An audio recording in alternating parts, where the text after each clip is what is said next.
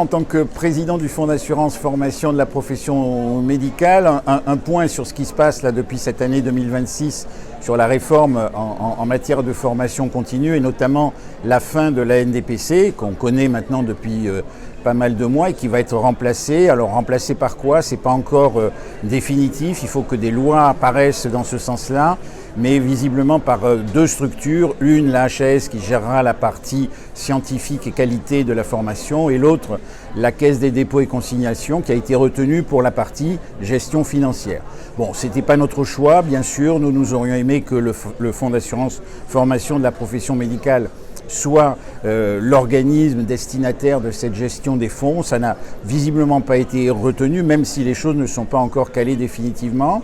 Toute cette période un peu incertaine a pour conséquence une baisse de la fréquentation des formations.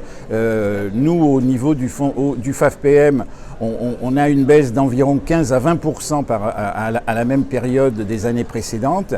C'est important, on sait qu'à la NDPC il en est de même.